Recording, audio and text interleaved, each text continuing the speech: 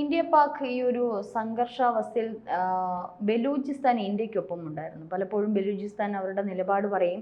ഇപ്പോൾ ഈ ഒരു സംഘർഷാവസ്ഥ അതിർത്തിയിൽ നടക്കുമ്പോൾ തന്നെ ബലൂചിസ്ഥാൻ അതിനകത്ത്, അതായത് പാകിസ്ഥാനകത്ത് വലിയൊരു യുദ്ധം തന്നെ പാകിസ്ഥാനെതിരെ പ്രയോഗിക്കുകയായിരുന്നു. അപ്പോൾ ഇപ്പോൾ വീണ്ടും BLA പറയുന്നത് ഇത്തരത്തിൽ ഇന്ത്യയോടൊപ്പം തന്നെ ഞങ്ങൾ നിൽക്കും, ഇന്ത്യയോടൊപ്പം തന്നെ ഈ തീവ്രവാദികളെ ഞങ്ങൾ തുരത്തുക തന്നെ ചെയ്യും, അങ്ങനെ ഇന്ത്യയോടൊപ്പം തന്നെ നിലകൊള്ളും എന്നുള്ള തരത്തിലുള്ള വാർത്തകളാണ്.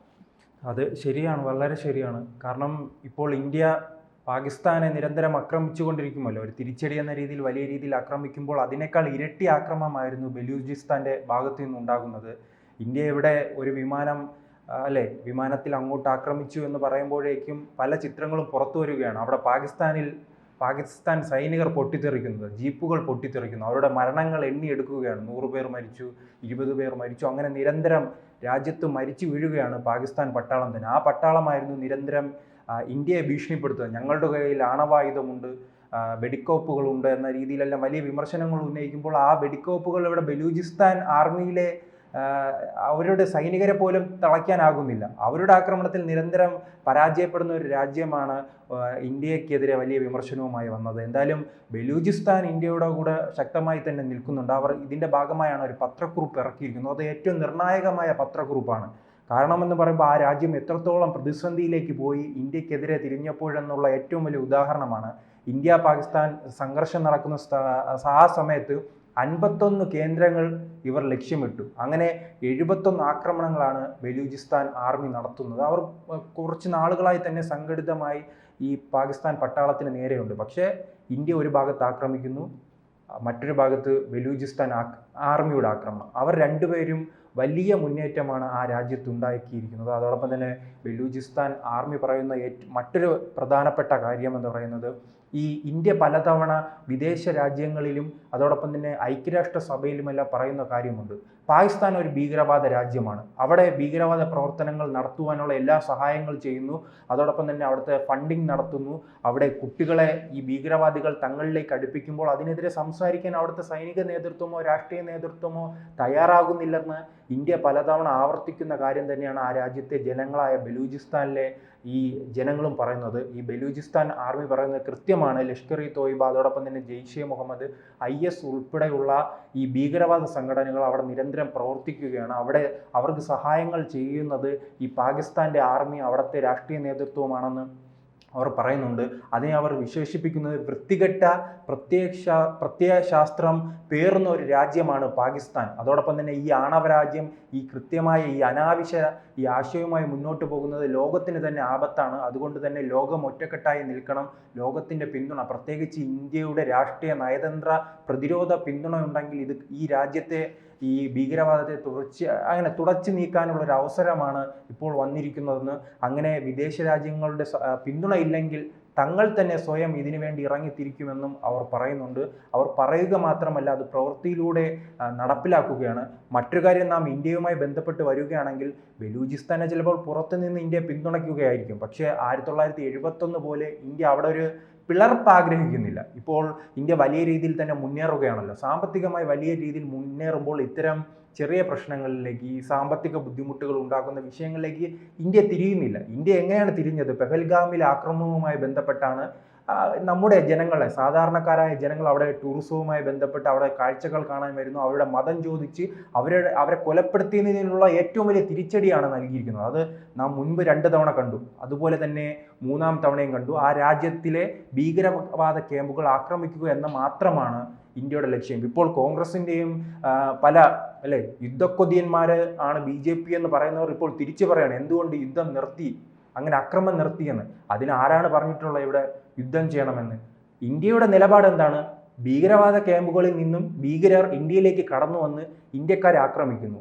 ആ ആക്രമിച്ച ഭീകരവാദികൾ പിന്നെ ജീവനോട് ഏത് രാജ്യത്തല്ല, പാകിസ്ഥാനിലായാലും നാം പണ്ട് കണ്ടിട്ടുള്ള മ്യാൻമാറിൽ ഉൾപ്പെടെ ഇന്ത്യ കടന്നു കയറി ആക്രമിക്കുന്നത് കണ്ടു. ഇപ്പോൾ ബംഗ്ലാദേശിൽ ഭീകരവാദികൾ ഉണ്ടെങ്കിൽ അവർ ഇന്ത്യയിലേക്ക് കടന്നു വന്നാൽ ഇന്ത്യ ആ രാജ്യക്കകത്ത് കടന്നു കയറി ആക്രമിക്കും. അത് പിന്നെ ആ രാജ്യത്തിനെതിരെയുള്ള യുദ്ധപ്രഖ്യാപനം, അവിടുത്തെ സൈനികർക്കെതിരെയുള്ള യുദ്ധപ്രഖ്യാപനമല്ല.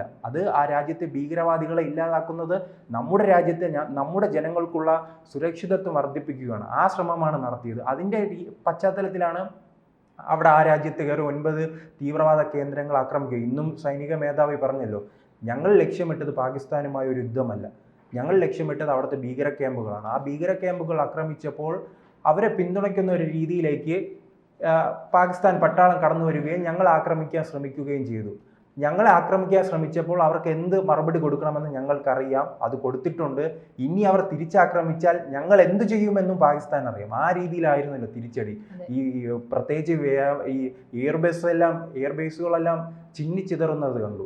അത് പണ്ട് ഈ ഗാസയുമായി ബന്ധപ്പെട്ടായിരിക്കും നമ്മൾ ഈ ചിത്രങ്ങളെല്ലാം കണ്ടിട്ടുള്ളത്. ആ ഒക്ടോബർ 7-ന് പൂർണ്ണമായി പോയ ഒരു ഇസ്രയേൽ എന്ന രാജ്യത്തെ കയറി ചൊറിയുകയും പിന്നീട് ആ വർഷങ്ങളായി തന്നെ മരണങ്ങളുടെ കണക്കെടുക്കുകയും ചെയ്യുകയാണ്. അന്ന് 1000-ലധികം പേരാണ് ഇസ്രയേലിൽ മരണപ്പെട്ടത്.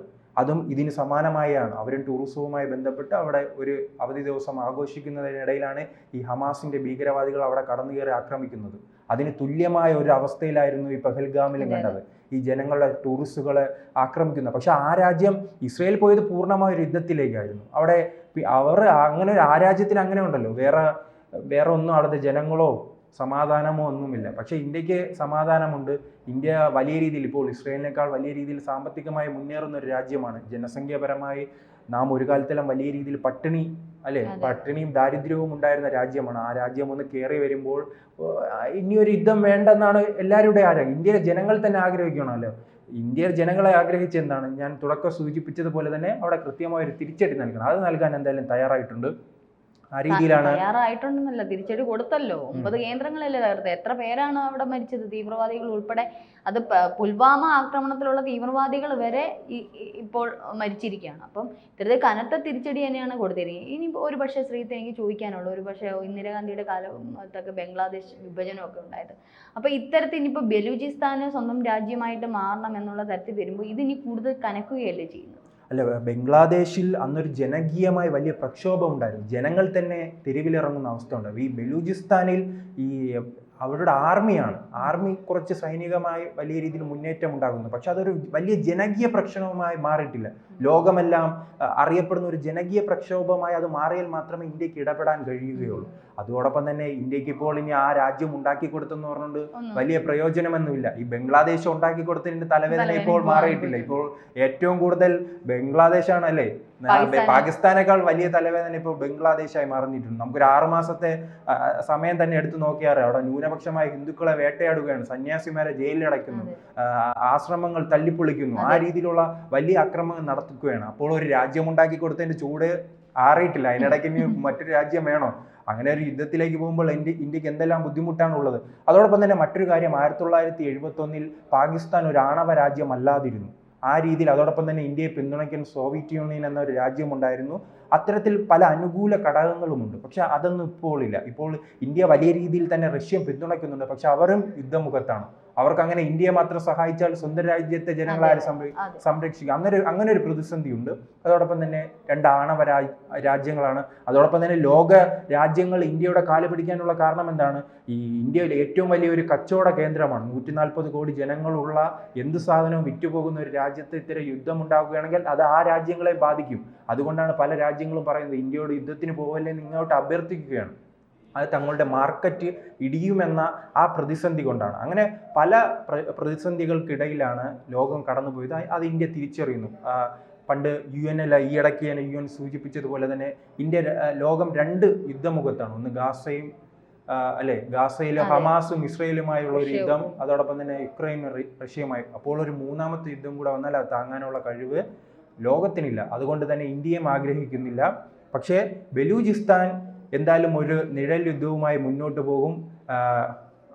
അസീം മുനീർ ഉൾപ്പെടെയുള്ളവർ ഇന്ത്യയാണ് വെല്ലുവിളിച്ചുകൊണ്ടിരുന്നത്. പക്ഷേ ഇന്ത്യ എന്തായാലും അടി നിർത്തിയാലും ഈ അസീം മുനീറിന് സ്വന്തം രാജ്യത്ത് കിടന്നുറങ്ങാൻ കഴിയില്ല. ഏത് സമയത്തായാലും ബലൂചിസ്ഥാൻ്റെ ആക്രമണം പ്രതീക്ഷിച്ചു മാത്രമേ അദ്ദേഹത്തിന് മുന്നോട്ട് പോകാൻ കഴിയുകയുള്ളൂ.